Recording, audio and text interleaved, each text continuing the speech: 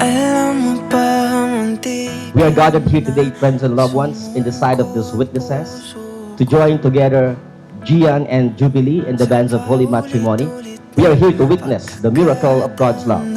Nasaktan na ko, mukhang delikado na naman ako. My love, alam mo, habang ginagawa ko tong boss ko, narealize ko lang naman. Ang hirap pala magsulat kapag yung taong sinusulatan mo is, ayun nga, nasa harap mo na. At ito na, papakasalan mo na. Di magmamadali, ikaw lang ang katabi hanggang sa ang buhok ay pumuti. Bago pa kita nakilala, parang na lang naman lahat.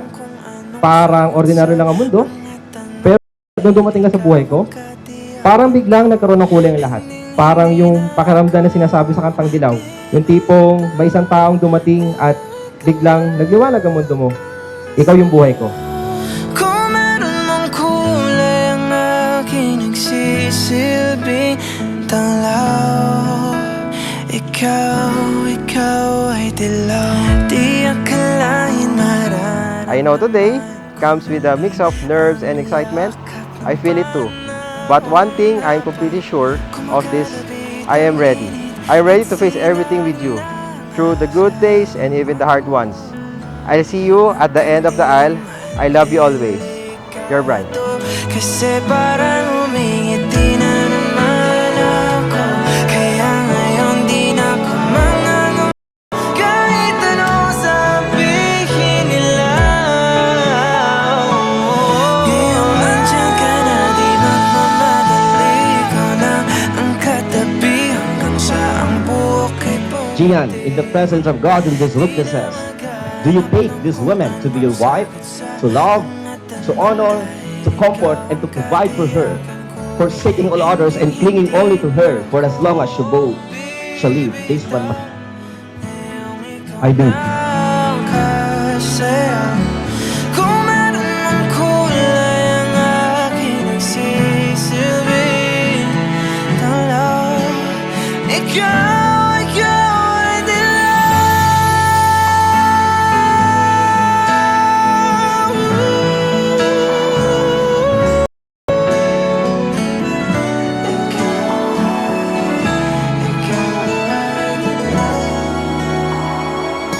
Ngayong nandyan ka na, di magmamadali. Ikaw lang ang katabi hanggang sa Sana lagi kayong nurang mag-asawa. Susunod ko ang sabihin. Ang mga kinakain pag sinasaway ka ni Gian. dahil ikaw.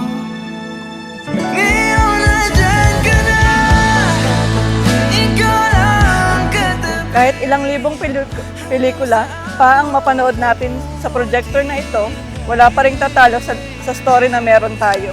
Wow! Sabi!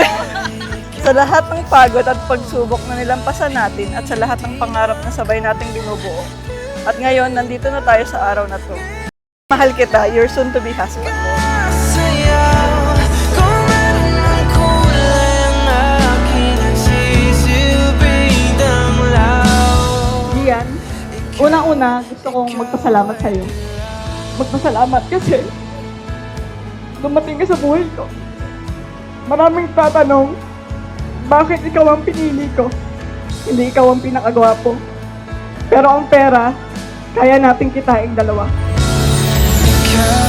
Ikaw ay dilaw. If you ever see flaws or faults in each other, always go back to how you started and how you came to this kind of love. Because love is a commitment, not just an emotion. Marriage is not always joyful. There are days of trials, misunderstanding, even fights. Pero sa lahat ng yon, Gian and Jubilee, yun ang magpapatatag sa inyong pagsasama.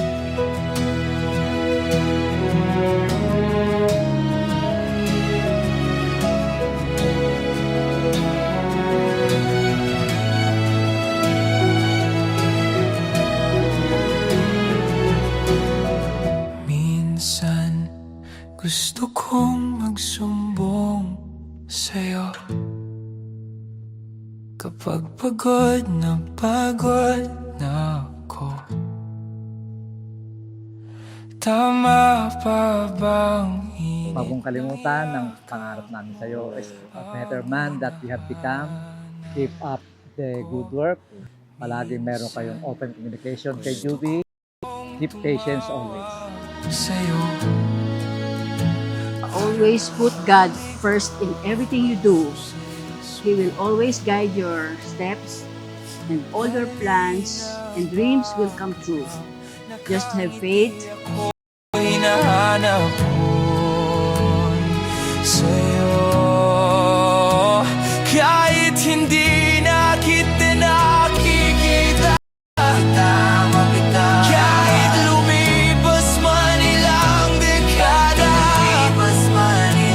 kahit nagbago na hinahanap ng iyong mga mata,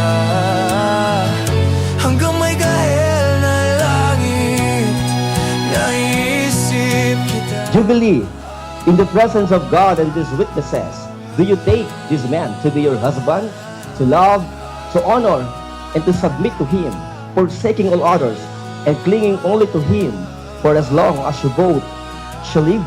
I do. Pero higit sa lahat, ako, mamahalin kita, hindi lang sa araw na madadali, kundi lalo sa mga araw na mahihirap. Pero ngayon, aswan na tayo, tayong haharap sa mga problema. Isa lang ang papangako ko sa'yo. Sa lahat-lahat lang yun. Siyempre, gusto ko pa rin yung feeling na inaalagaan ako.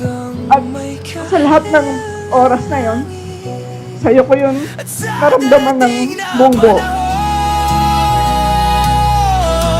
Nasa ilalim na ako ng lupa, at pag-inuod na ang puso at utak ang makikita. Kasi sa lahat na nangyari sa buhay ko, Ikaw pa rin ang pipiliin ko. ikaw yung pinakamagandang desisyon na ginawa ko. At kung bibigyan mo na ako ng chance na ulitin ulit ang buhay ko, ikaw pa rin ang pipiliin ko.